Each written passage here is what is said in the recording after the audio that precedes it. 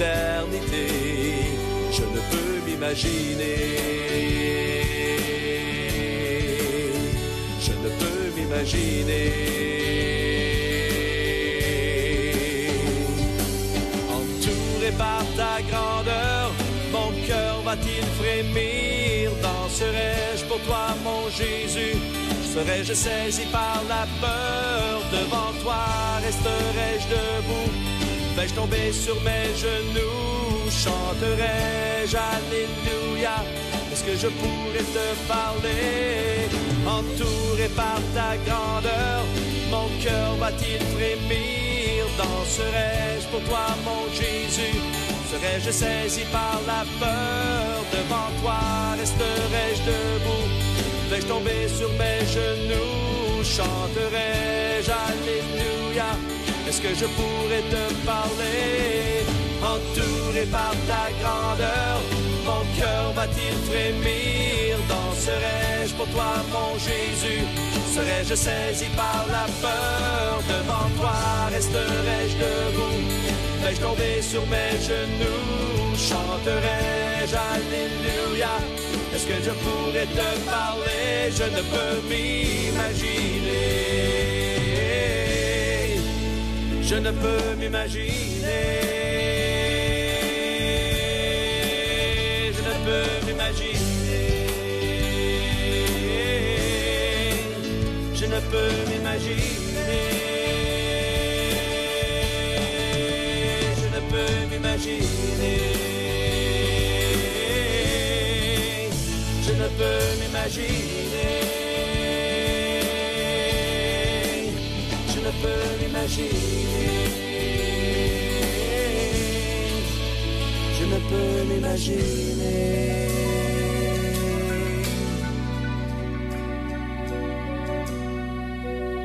Je ne peux m'imaginer ce que ce sera quand je marcherai juste à tes côtés. Je ne peux m'imaginer. Je ne peux m'imaginer. Bonsoir bien-aimés dans le Seigneur, bonsoir amis auditeurs, il est 15h30 et c'est avec beaucoup de privilèges et de grâce que nous nous retrouvons encore cet après-midi, le premier mardi du mois d'avril de cette année 2022. Nous voulons bénir le Seigneur qui nous donne encore le privilège d'être là et de pouvoir commencer un nouveau mois, le mois d'avril, dans sa présence et dans sa grâce. Et nous osons croire que vous allez bien et que vous avez bien passé le mois de mars. Mais si tel n'a pas été le cas, nous avons de l'espérance que en ce mois, le mois d'avril, le Seigneur va également vous guider dans tous vos projets. Le Seigneur va vous conduire et sa volonté va se réaliser dans votre vie. Alors nous nous retrouvons comme à l'accoutumée tous les mardis dans le cadre des programmes du département d'appui aux étrangers en langue française. Nous sommes une église pentecôtiste située dans la région sud, c'est dans la ville de Porto Alegre, le sud du Brésil bien entendu. Et bien entendu c'est un ministère qui divulgue des informations ou alors qui prêche l'évangile, que ce soit en langue portugaise qui est la langue locale, parlée ici au Brésil, que ce soit également en langue espagnole, qui est la langue parlée par la plupart des pays d'Amérique latine, et aussi en français, en langue française, et aussi en langue anglaise. Donc, nous avons cette responsabilité dans le département d'appui aux étrangers lié à ce ministère, de pouvoir prêcher dans l'évangile en d'autres langues. Alors, l'idée, bien entendu, c'est de pouvoir divulguer, partager l'évangile avec spécialement tous ceux-là qui arrivent dans le Brésil et qui, bien entendu, ne parlent pas le portugais dans un premier temps. Ils ont donc besoin, bien entendu, de pouvoir continuer à vivre leur foi en la langue qu'ils ont appris, en fait, leur langue de leur pays d'origine. Et nous avons ici, spécialement au Brésil, beaucoup de Vénézuéliens qui arrivent et qui, bien entendu, parlent c'est vrai qu'il y a un rapprochement entre l'espagnol et le portugais, mais bon, pour le fait d'être une langue latine aussi, bien que le français aussi, donc. Mais ce n'est pas toujours évident. Moi, je suis passé par cette expérience-là en début où il y a bien une différence entre le français et le portugais. Donc, l'idée, c'est de pouvoir donc partager l'évangile avec tous dans la langue française. Et si, bien aimés dans le Seigneur, peut-être, amis auditeurs, vous qui êtes déjà connectés, vous pouvez nous aider à pouvoir divulguer le lien et partager avec toutes vos connaissances ceux-là qui ont un intérêt particulier à apprendre la langue française ou même ceux-là qui déjà parlent français, c'est-à-dire que la langue française c'est une langue tout à fait naturelle pour elle, pour cette personne-là. Alors, s'il vous plaît, aidez-nous donc à partager le lien. Nous serons très ravis de savoir que nous sommes écoutés dans plusieurs endroits dans le monde. Ça sera avec beaucoup de plaisir. Aussi que nous allons recevoir des commentaires, recevoir des suggestions sur ces programmations que nous avons, ces programmes radiophoniques, mais aussi qui sont sur YouTube. Alors, vous pouvez nous accompagner aussi, nous avons un canal radiophonique, il est online. Si vous pouvez taper Radio Restauration, vous allez trouver dans ce canal, il est online et vous pouvez tout simplement écouter. Mais aujourd'hui, je pense qu'avec la technologie, avec l'Internet, la facilité qu'on a de plus en plus, nous pouvons nous connecter sur YouTube et non seulement avoir le son, mais aussi avoir l'image. À votre droite, il y a un endroit où vous pouvez faire des commentaires, d'accord? Vous pouvez écrire vos questions. Là, nous allons les lire et bien entendu, à la lumière de la parole de Dieu, nous allons les répondre. Alors, ce soir, bien-aimés dans le Seigneur, j'ai préparé pour nous un thème, courir de manière à remporter le prix. Courir de manière à remporter le prix. Nous aurons un texte de base tiré de 1 Corinthiens, le chapitre 9, le verset 25. Mais avant de pouvoir rentrer dans le vif du sujet, j'aimerais que nous puissions nous incliner dans la prière pour demander la grâce à Dieu, pour demander l'intelligence et la sagesse, que le Saint-Esprit puisse nous conduire pendant ce court moment que nous allons passer ensemble pour pouvoir partager ce thème, que nous en soyons véritablement édifiés. Et nous ne voulons pas, bien entendu, que ce soit tout simplement quelque chose d'intellectuel, mais nous voulons que cela puisse avoir des résultats dans notre vie, que cela puisse changer notre manière d'agir, notre manière de vivre, notre manière même de penser, de voir les choses. Et tout ceci pour notre croissance spirituelle. Alors, nous allons nous incliner dans la prière. Je vous invite, là où vous êtes, à tout simplement baisser votre tête et nous allons prier ensemble. Seigneur, nous te disons merci, nous te rendons grâce pour l'opportunité que nous avons encore d'être là ce soir. Merci parce que tu as passé encore tout le mois de mars avec nous. Et merci parce que nous entrons dans ce mois d'avril. Nous sommes déjà le 5e jour. Merci Seigneur pour tes bienfaits dans nos vies, dans nos familles respectives. Merci Seigneur Dieu pour le souffle de vie, pour la protection aussi. Nous voulons te rendre grâce.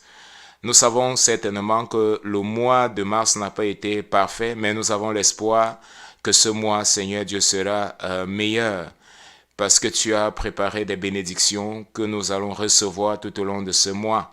Et ces bénédictions sont non seulement physiques, mais beaucoup plus spirituelles, parce que c'est cela qui est le plus important pour notre vie. À quoi cela sert à un homme de gagner le monde entier s'il perd son âme? Seigneur, nous comprenons que ce qui est plus important pour nous, c'est développer notre communion avec toi, c'est développer notre relation avec toi, c'est grandir spirituellement et de pouvoir réaliser l'œuvre à laquelle tu nous appelles à pouvoir réaliser de notre existence ici sur la terre. Je te prie, Seigneur, afin que toi seul encore tu puisses nous aider à être focalisés et à courir de manière à remporter le prix. Au nom de Jésus, nous t'avons ainsi prié. Amen.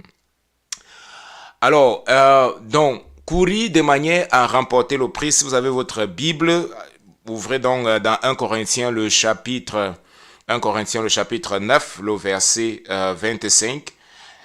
Nous pouvons lire même à partir déjà le verset 24. 1 Corinthiens le chapitre 9, le verset 24, c'est notre texte de base. Ne savez-vous pas que ceux qui courent dans un stade courent tous, mais qu'un seul remporte le prix? Courez de manière à remporter le prix. Tous ceux qui combattent s'imposent toute espèce d'abstinence et ils le font pour obtenir une couronne corruptible. Mais nous, faisons-le pour une couronne incorruptible. Le verset 26. Moi donc, je cours, non pas comme à l'aventure, je frappe, non pas comme battant l'air, mais je traite durement mon corps et je le tiens assujetti de peur d'être moi-même rejeté après avoir prêché aux autres.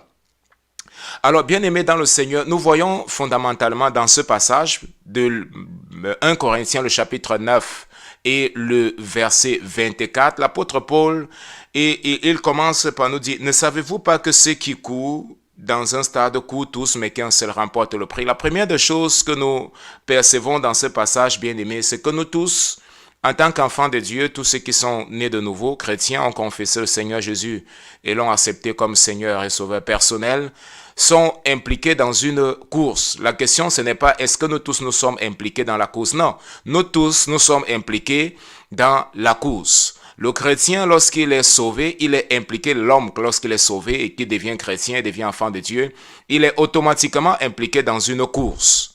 Et l'apôtre Paul utilise l'image de la course justement parce que, bien entendu, c'était un sport qui était pratiqué dans le temps. Les soldats romains, que ce soit la lutte de contact physique qu'il y avait à l'époque et la course également, la course de fond ou la course de marathon était quelque chose déjà qui existait au temps de l'apôtre Paul. Voilà pourquoi il utilise une telle image déjà.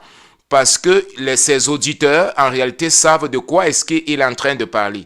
Donc, vous allez voir beaucoup ce rapprochement, là, ce parallèle entre le monde physique, entre la réalité naturelle, la réalité physique que tout le monde peut voir, et maintenant avec un parallèle spirituel. Je pense que la compréhension, elle est beaucoup plus claire lorsqu'on fait cela. Le propre Seigneur Jésus, rappelez-vous, il utilisait toujours beaucoup de paraboles en partant des choses simples, naturelles, que les gens pouvaient comprendre, y compris même ceux qui n'étaient pas allés à l'école, qui n'avaient pas étudié la loi, ils étaient capables de pouvoir comprendre. La parabole, par exemple, de la sémence.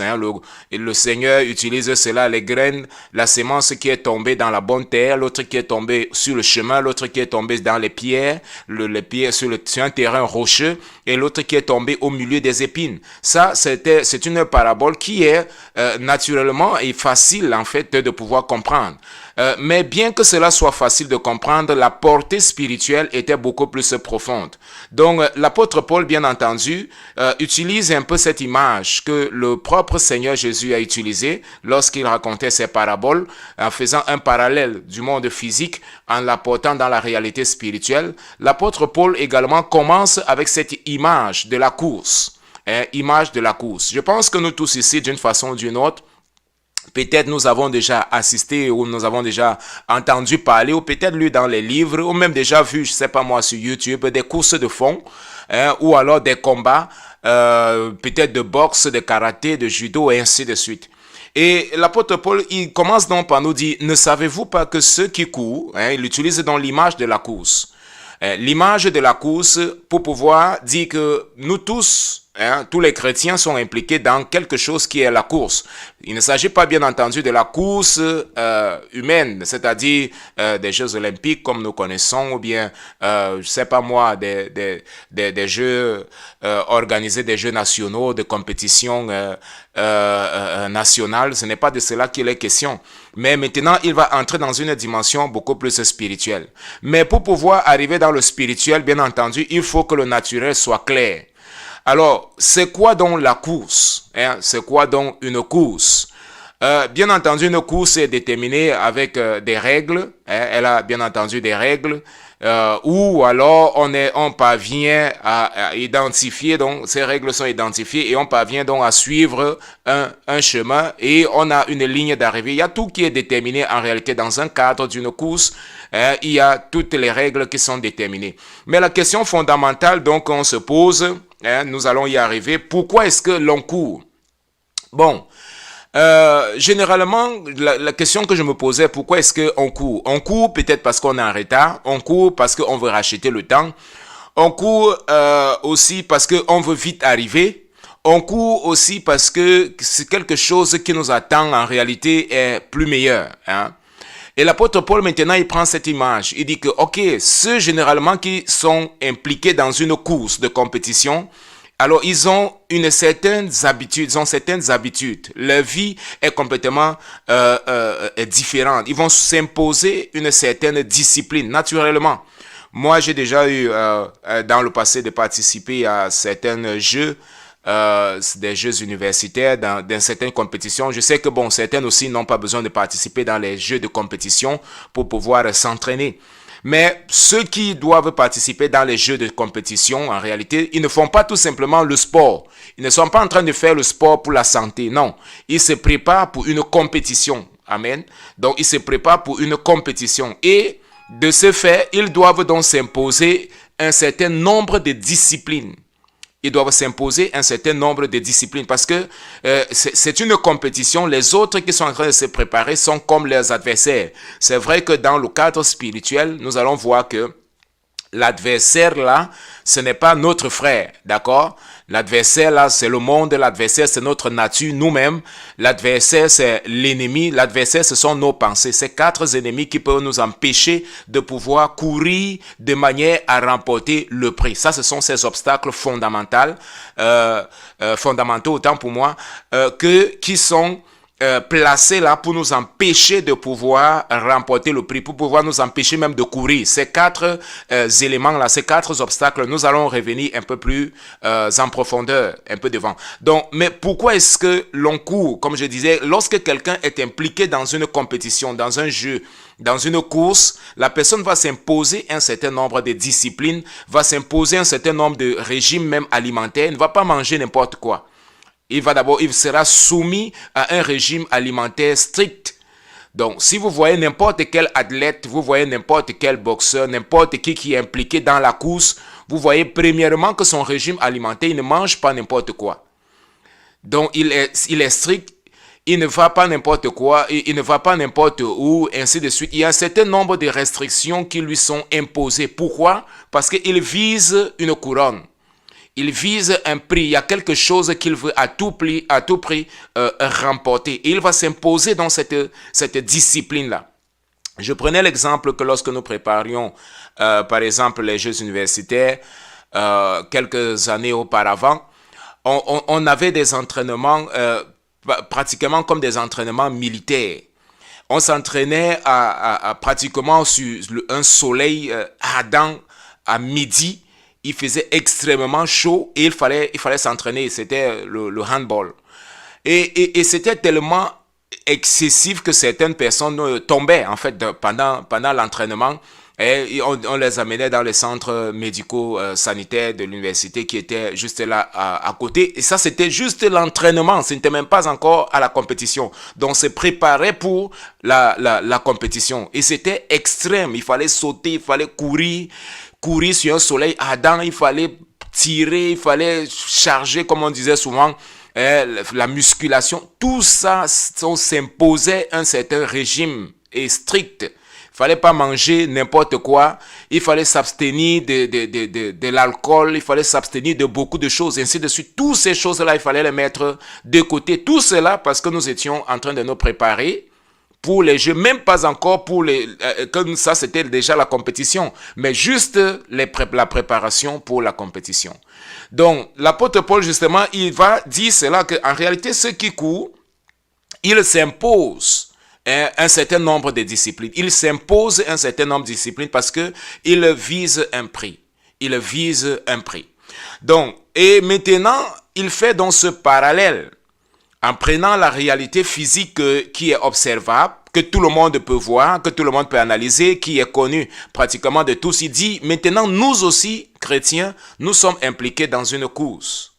Nous aussi, nous sommes impliqués dans une course et nous courons de manière à remporter le prix.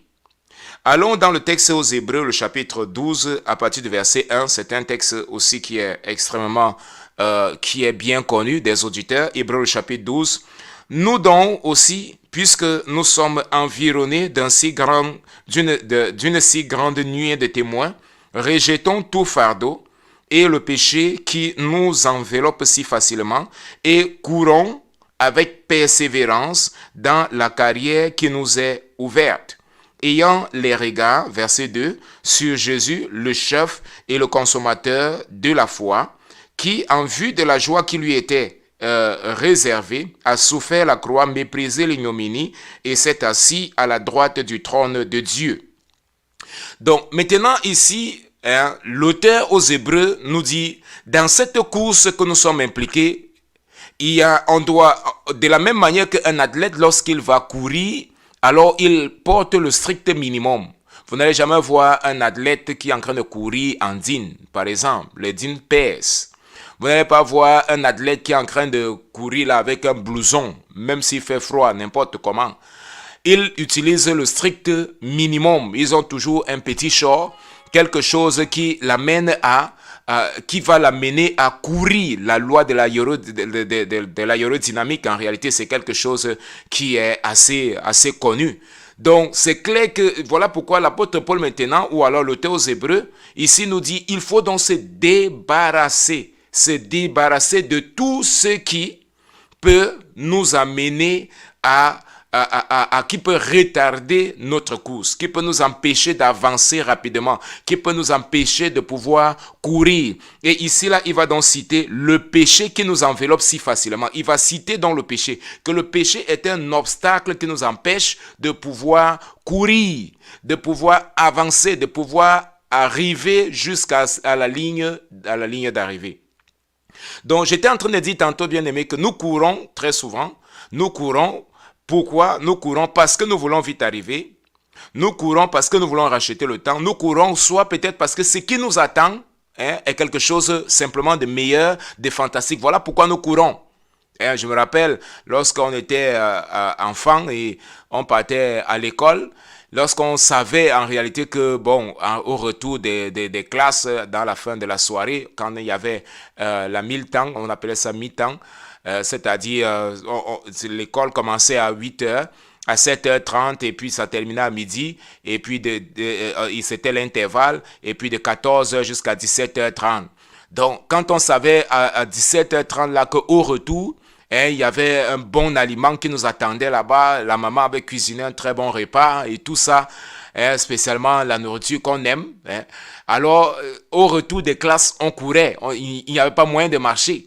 On courait, pourquoi? Parce que en réalité, on savait qu'il y avait quelque chose de bon qui était à la maison. Il y avait un bon repas qui nous attendait, qui était cela en réalité notre récompense. Donc, on court aussi parce qu'on sait que ce qui nous attend est bon. Ce qui nous attend est meilleur. Et on est anxieux, on désire, notre cœur veut vite arriver là-bas. Donc, voilà l'objet en réalité. Pourquoi est-ce qu'on court? On court soit parce qu'on est en retard, on court soit parce qu'on veut vite arriver, on court certainement aussi parce que ce qui nous attend est bon et on voudrait vite arriver pour pouvoir déguster ce qui nous attend. Donc, nous avons un peu cette image. Pourquoi est-ce que l'apôtre Paul donc recommande les chrétiens, premièrement, de pouvoir courir? Plus dans Éphésiens, il va dire racheter le temps car les jours sont mauvais. Et s'il faut racheter le temps, il faut courir. Il faut courir. Deuxièmement, il dit, ok, il faut vite arriver. En réalité, l'apôtre Paul avait cette image. Parce qu'il va dire plus tard que, en réalité, je ne sais pas quel est mon désir. J'ai hâte d'être avec mon Seigneur. Il dit, j'ai hâte d'être avec mon Seigneur. C'est-à-dire, il dit, mon désir le plus suprême, c'est d'être avec mon Seigneur. Mais je dois être encore sur la terre à cause de vous, parce que je n'ai pas encore terminé l'œuvre à laquelle le Seigneur m'a appelé à pouvoir réaliser sur la terre. Mais mon désir profond, c'est déjà d'être avec le Seigneur. Et maintenant, il invite chaque chrétien à courir. Il invite chaque chrétien à aller en avant. Il invite chaque chrétien à avancer. Et si nous sommes impliqués dans cette course, et je le crois fermement parce que ce n'est pas une option, tous les chrétiens sont impliqués dans cette course, que tu le veuilles ou pas. Tu es impliqué donc dans cette course. Mais il y a un verset qui m'a beaucoup plus attiré l'attention, toujours de l'apôtre Paul, parce qu'il est Je ne vais pas dire qu'il est le seul. Il a cité beaucoup plus cette image dans Philippiens également. On peut lire ensemble Philippiens, le chapitre 3. Ça attire beaucoup notre attention. Le passage aussi de Philippiens, le chapitre 3, le verset 12. Philippiens, le chapitre 3, verset 12 dit « Ce n'est pas que j'ai déjà remporté le prix. » Vous voyez, il utilise toujours cette image. Ce n'est pas que j'ai déjà remporté le prix. Alors la question fondamentale peut-être qu'on peut se poser, c'est quoi ce prix? Quel est donc ce prix? Quel est le prix que l'apôtre Paul est en train de parler ici? Ce prix apparaît ici en réalité dans Philippiens le chapitre 3, le verset 2, de manière vraiment plus claire. Il dit, ce n'est pas que j'ai déjà remporté le prix ou que j'ai déjà atteint la perfection, mais je cours. Vous voyez, il utilise toujours cette image de la course. Mais je cours pour tâcher de le saisir. Je cours pour tâcher de saisir quoi? Saisir ce prix-là. Mais la question toujours fondamentale jusqu'ici, on peut se demander quel est donc ce prix. Je suis en train de courir pour remporter le prix, mais quel est donc ce prix? Bon, vous savez, l'image que nous avons beaucoup plus, c'est un prix qui est céleste, c'est-à-dire c'est la vie éternelle. C'est lorsque nous allons mourir, c'est lorsque nous allons arriver là-bas. Mais ce n'est pas toujours quelque chose qu'on voit que c'est dans le ciel, parce que c'est une image parfois qui peut être un peu erronée, qui dit que ce que je suis en train de faire, la récompense est seulement dans le ciel. Ce que je suis en train de faire, ce n'est pas ici, je ne peux rien voir ici sur la terre. Mais ça peut être une mauvaise interprétation de comprendre les choses de cette manière. Parce que le prix ici là que l'apôtre Paul il va nous révéler, ici il dit, je cours pour tâcher de le saisir, puisque moi aussi j'ai été saisi par Jésus-Christ. Maintenant, il nous rappelle ici quel est le prix. Quand il commence par nous dire que je cours pour pouvoir remporter le prix, parce que moi aussi j'ai été racheté, puisque moi aussi j'ai été saisi. Il dit je cours pour saisir le prix, puisque moi aussi j'ai été saisi. Alors, si l'apôtre Paul a été saisi, ça veut dire qu'il est en train de se placer à la situation du prix. Alors, il a été dans le prix pour qui? Il nous révèle, il a été le prix pour Jésus-Christ. Ça veut dire que Jésus-Christ, quand il courait, nous avons vu ça dans Hébreux le chapitre 12, quel était son prix? Son prix, c'était de saisir l'apôtre Paul. Et bien entendu, par l'apôtre Paul, nous voyons chacun des chrétiens. Et par chacun des chrétiens, nous voyons le corps de Christ, c'est-à-dire l'Église. C'est de l'Église. Et c'est ça qui maintenant complète cette grande révélation. La Bible nous dit, ayant les regards sur Jésus-Christ, le chef et le consommateur de notre foi, qui en vue de la joie qui lui était proposée, en vue de la joie qui lui était réservée, c'est-à-dire quand il courait, il avait un but. Et son but, c'était quoi? C'était l'Église. Nous voyons aussi cela dans Ésaïe, le chapitre 53, où la Bible nous dit, il verra le fruit. Il verra le fruit de son travail et il sera satisfait. Il verra le fruit de son travail et il sera satisfait. Et l'apôtre Paul, justement, ici, là, nous révèle cela. Il nous dit, puisque moi aussi j'ai été saisi. Ça veut dire que si moi j'ai été saisi, c'est parce que moi aussi j'ai été un prix. Mais j'ai été un prix pour qui? J'ai été un prix pour Jésus-Christ. Mais maintenant, moi aussi, je dois courir pour tâcher de remporter le prix. Et ce prix, c'est Jésus-Christ.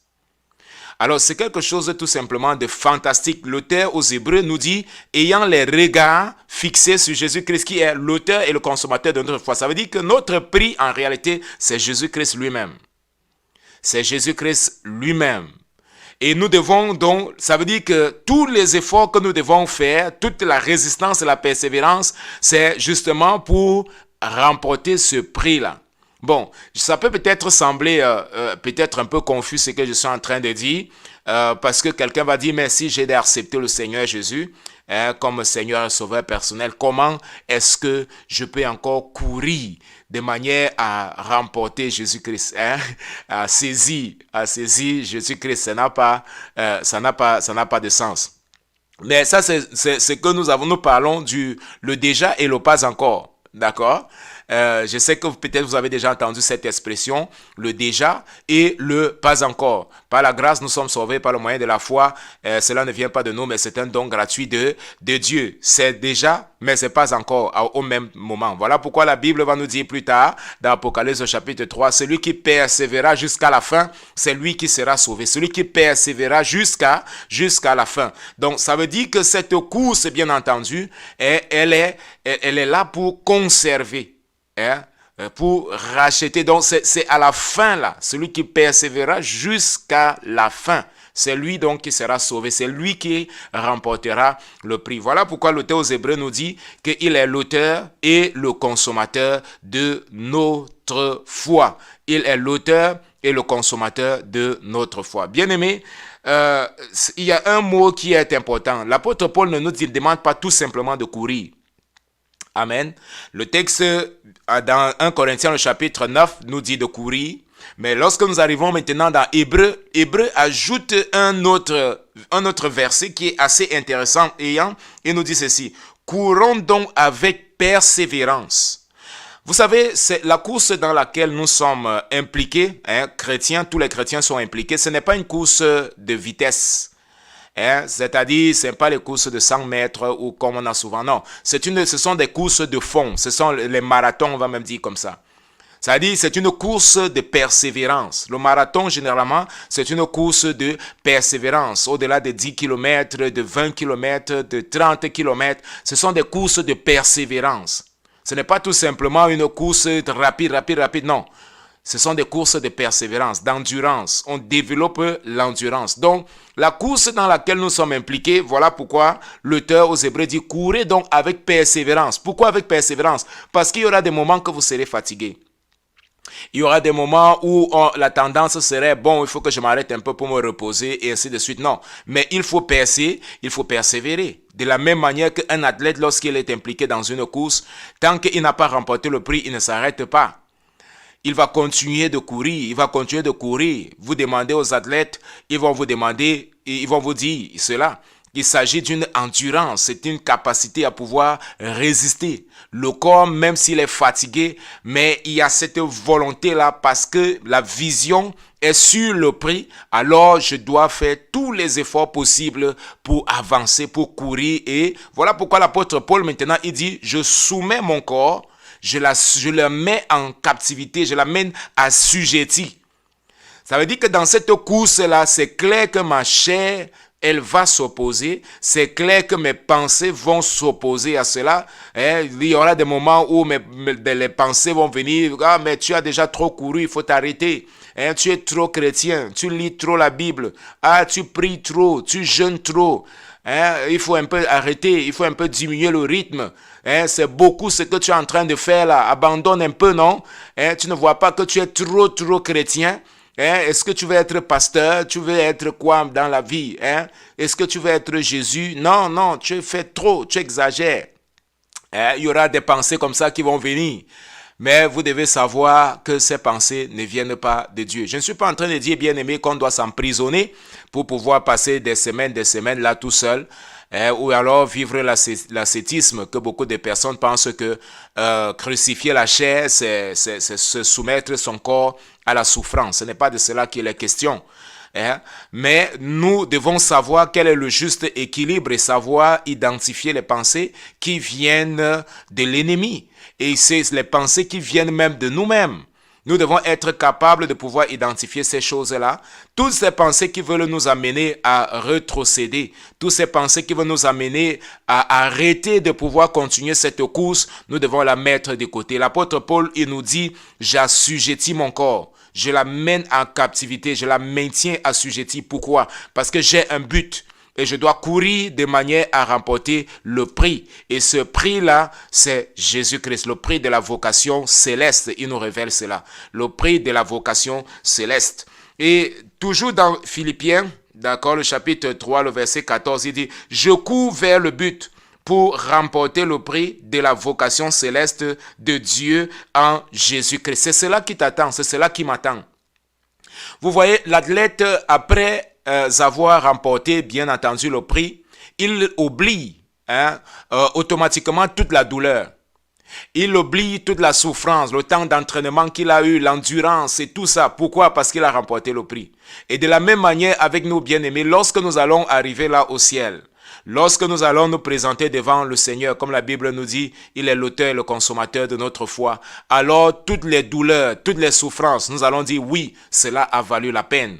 Cela a valu la peine, la souffrance que nous avons souffert sur la terre. Cela a valu de pouvoir rejeter les choses du monde. Cela a valu la peine d'être rejeté par ses meilleurs amis, d'être abandonné même par sa famille. Cela a valu la peine.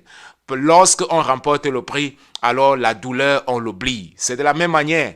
Et la Bible utilise aussi cette image. Une femme, lorsqu'elle est enceinte, elle est inquiète. Elle souffre à cause des douleurs de l'enfantement. Mais lorsqu'elle a déjà remporté, l'enfant naît, alors, vous voyez, elle oublie complètement la douleur. Elle oublie complètement la souffrance. Elle est plutôt contente, elle est avec joie. Vous n'allez jamais voir une femme sur un lit d'hôpital là pendant qu'elle est en train de pouvoir donner naissance à son enfant et qu'elle est en train de souffrir que lorsque l'enfant naît et qu'elle va toujours continuer, elle va prendre l'enfant, elle va taper l'enfant, elle va dire que c'est toi qui m'as fait souffrir. Non, elle ne va pas faire ça. Au contraire, l'enfant là justement va transformer sa douleur ou alors ses pleurs, on va dire comme ça, sa souffrance en joie. Et de la même manière, la Bible nous dit que nos larmes, nos douleurs, nos tristesses vont être transformées en joie lorsque nous allons nous présenter là devant le Seigneur. Voilà pourquoi nous devons courir, bien-aimés, avec persévérance, avec endurance. Si la Bible dit avec persévérance ou avec endurance, ça veut dire que ce n'est pas une course qui est facile. Ça veut dire que ce n'est pas quelque chose qui est facile. Il y aura des oppositions, comme j'ai dit. Il y a le monde qui veut essayer donc de t'arrêter. Voilà pourquoi plus tard, l'apôtre Paul va dire, vous couriez bien, mais qu'est-ce qui vous a empêché de pouvoir vous arrêter? Qu'est-ce qui vous a maintenant empêché de pouvoir continuer votre course alors que vous étiez en train de courir? Pourquoi? Parce que l'ennemi, il va toujours chercher à nous empêcher de courir, à nous empêcher de courir vers le but. L'apôtre Paul, il dit, je cours vers le but, le verset 14. Je cours vers le but. Alors, l'ennemi va toujours chercher à dévier ton regard du but que le Seigneur a déterminé pour ta vie. L'ennemi va toujours t'amener à regarder autre chose qui n'est pas le prix que Dieu a préparé pour ta vie. Il va amener beaucoup de distractions. Il va te faire perdre le temps de toutes les manières. Avec Instagram, Facebook, WhatsApp et toutes ces applications. Je ne suis pas en train de dire qu'intrinsèquement ils sont mauvais, mais aujourd'hui, c'est des moyens de vice, c'est des moyens d'addiction pour beaucoup de personnes où on n'arrive plus à avoir le temps pour prier, on n'a plus le temps pour se consacrer à Dieu, on n'a plus le temps pour la méditation de la parole de Dieu parce qu'on passe plus de temps sur YouTube, sur les réseaux sociaux et ainsi de suite. Tous ces moyens-là, c'est tout simplement pour retirer ton attention de ce qui est réellement ou alors de ce qui a réellement de la valeur. Ce qui est réellement important pour ta vie. Ce qui est important, ce n'est pas que tu t'exposes sur les réseaux sociaux. Ce qui est important pour ta vie, ce n'est pas le nombre de likes qu'on va te donner. Ce qui est important pour ta vie, c'est que tu puisses garder la foi, que tu puisses courir avec persévérance en sachant que tu n'es pas de ce monde. Si tu es enfant de Dieu, si tu es né de nouveau, si tu as donné ta vie à Jésus-Christ, si tu appartiens au royaume céleste, alors tu dois savoir que cette terre n'est pas ton royaume. Lorsque le Seigneur Jésus était ici sur la terre, quand on lui parlait au sujet des choses de la terre, il disait, mon royaume n'est pas de ce monde.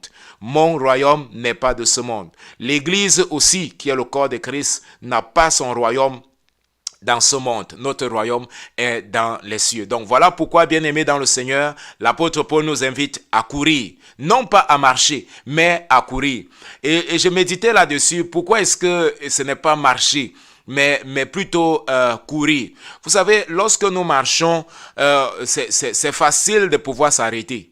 D'accord? Lorsque nous marchons, c'est facile de pouvoir s'arrêter, de regarder l'environnement, d'apprécier ce qu'on a tout autour. Vous n'allez jamais voir un athlète qui court, qui regarde à gauche et à droite. Non, il regarde en haut, il regarde en bas. Non, lorsque l'athlète est en train de courir, il a un but, il regarde droit au devant de lui. Vous n'allez pas le voir regarder à gauche, à droite, en haut, en bas, et ainsi de suite, ou bien tourner la tête pour regarder en arrière. Non, il a les yeux fixés. Voilà pourquoi l'auteur aux Hébreux, il nous dit ayant les regards fixés. Il n'a pas dit marchant tout simplement, non. Ayant les regards fixés.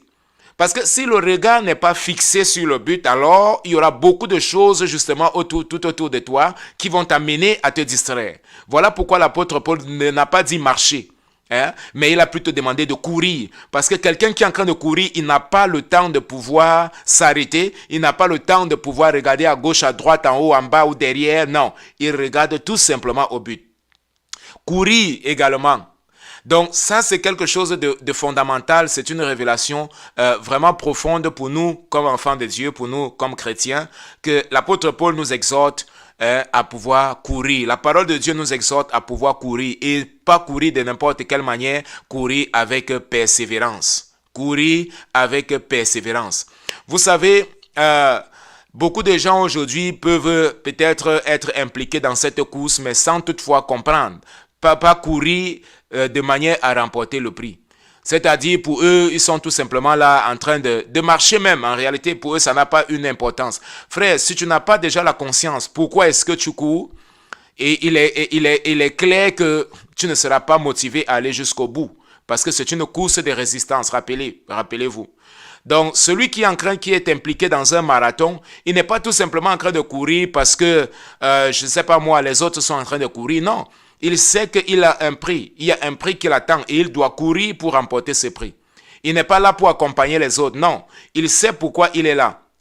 Il a pris le temps pour pouvoir se préparer. Certains se préparent généralement pendant des années et des années pour pouvoir aller courir et même parfois ne même pas remporter. Mais il part là avec l'espoir qu'il peut remporter ce prix-là. Même s'il y a 1000 qui vont courir, alors il sait que je suis celui qui peut remporter ce prix qui a été préparé pour moi. Et l'apôtre Paul nous dit donc, si eux, ils le font pour pouvoir remporter une couronne corruptible, s'ils s'imposent toutes sortes de disciplines, s'ils s'imposent toutes sortes d'abstinences pour remporter une couronne corruptible, à plus forte raison nous. Voyez-vous, bien aimés, beaucoup de personnes lorsqu'ils viennent à Christ et ils arrivent et puis commencent à avoir un certain nombre de choses qui leur sont demandées, que la parole de Dieu les oriente, parce que comme nous avons vu dans Tite le chapitre 2, le verset 11 et le verset 12, la grâce de Dieu, elle se manifeste comme une source de salut et elle nous enseigne à renoncer. Donc,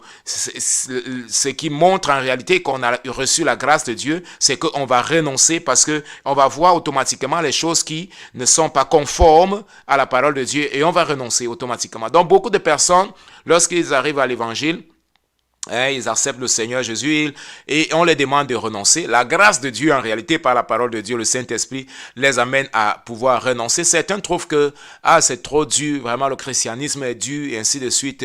Donc, c'est souvent un peu des choses comme ça qui, c'est tout simplement risible.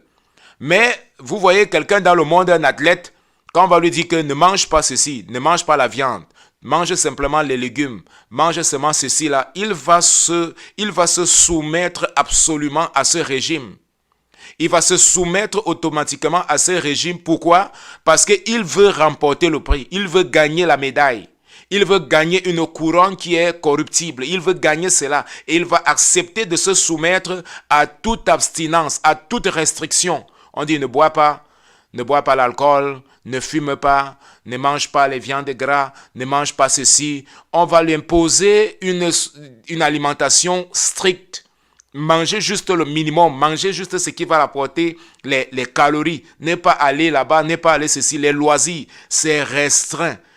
Tout ça, il est soumis et il accepte parce qu'il vise une couronne. Mais nous, généralement, beaucoup de chrétiens, lorsqu'ils arrivent, ils sont nés de nouveau. Ils arrivent donc, ils sont soumis à pouvoir renoncer aux choses du monde, à renoncer à la vanité, à renoncer aux œuvres de la chair. Alors, ils trouvent cela très difficile. Et ceci, non pas pour une couronne corruptible, mais la Bible nous dit, l'apôtre Paul nous révèle, pour une couronne incorruptible. Une couronne incorruptible. Ma prière, bien-aimée, pour chacun de nous ce soir, c'est que Dieu puisse nous aider à pouvoir courir. Nous courons, comme je disais tantôt, parce qu'il y a quelque chose de bien qui nous attend. Bien entendu, c'est une course qui n'est pas facile. C'est une course où il y a des embuscades. C'est une course où nos propres pensées sont des obstacles. L'ennemi est un obstacle. Le monde est un obstacle. Nos propres pensées est un obstacle, peut nous amener. Tous ces obstacles peuvent nous amener à nous décourager et arrêter notre course. Mais le Seigneur veut que nous continuions de courir pour pouvoir atteindre, pour pouvoir saisir ce prix-là qui a été préparé pour chacun de nous. Aucun obstacle ne doit nous arrêter. Aucune distraction ne doit nous empêcher de regarder au but, parce qu'il y a quelque chose qui nous attend. Il y a quelque chose que Dieu a préparé pour chacun de nous. Et lorsque vous allez arriver là, vous allez dire, oui, il a valu la peine de pouvoir souffrir, afin de souffrir ce que j'ai souffert dans ce monde. Je suis passé par des afflictions, je suis passé par des réjections, je suis passé même par des moments où j'étais seul, je suis passé par des moments où tout le monde, peut-être ma famille m'a abandonné, mais cela a valu la peine et voici la couronne que je reçois, la couronne de gloire, la couronne de justice que Dieu a préparée pour tous ceux-là qui courent et qui courent avec persévérance et qui vont arriver jusqu'à la fin. C'est une course de la foi. Dans 2 Timothée, l'apôtre Paul dit « J'ai combattu le bon combat, j'ai gardé la foi, maintenant la couronne de gloire m'est réservée. » Ça ne sert à rien de courir sans garder la foi. Garde la foi et le Seigneur va continuer à se manifester dans ta vie, à continuer à te diriger, va continuer à te bénir. Nous voulons rendre grâce à Dieu pour cette opportunité que nous avons d'être là, que le Seigneur puisse nous bénir, que le Seigneur puisse nous diriger, que le Seigneur puisse nous conduire, que le Seigneur puisse nous fortifier, spécialement dans les temps que nous vivons, qui ne sont pas des temps qui sont faciles, qui sont des temps de tribulation, qui sont des temps où de plus en plus il y a un refroidissement spirituel. Le Seigneur Jésus avait déjà annoncé cela. Lorsque le Fils de l'homme viendra, trouvera-t-il de la foi sur la terre? Donc nous savons que la fin des temps, la fin de toutes choses est proche. Et l'apôtre Pierre nous dit qu'est-ce qu'il faut donc faire? Il faut donc vaquer à la prière. Il faut vaquer à la méditation de la parole. Il faut vaquer à la consécration à Dieu. Maintenir cette communion avec notre Dieu. Nous allons prier. Seigneur, merci pour ta grâce. Merci encore pour ce soir. Bénis nos auditeurs, bénis tous ceux qui ont été en notre compagnie. Que ta grâce, Seigneur Dieu, leur soit accordée et que ta miséricorde, Seigneur Dieu, leur soit octroyée. Seigneur, merci encore parce que tu nous interpelles ce soir à pouvoir regarder au but, à regarder à toi, toi qui es l'auteur et le consommateur de notre foi. Merci Seigneur Dieu, bénis-nous, aide-nous. Seigneur, tu connais nos faiblesses, tu connais nos manquements, tu sais que nous vivons dans un monde imparfait, nous vivons dans un monde avec beaucoup de pression. Mais Seigneur, ta grâce nous a été donnée afin que nous puissions surmonter toutes ces épreuves, que nous puissions continuer d'avancer avec persévérance. Merci Seigneur Dieu pour ce privilège de pouvoir partager ta parole ce soir. Dans le nom de Jésus, nous te prions. Amen. Que le Seigneur vous bénisse. Nous nous retrouvons le mardi prochain. Si plaît à Dieu, passez une excellente semaine en compagnie de la présence du Saint-Esprit. Merci. Ce que mes yeux verront lorsque ton visage sera devant moi, je ne peux m'imaginer. Je ne peux m'imaginer.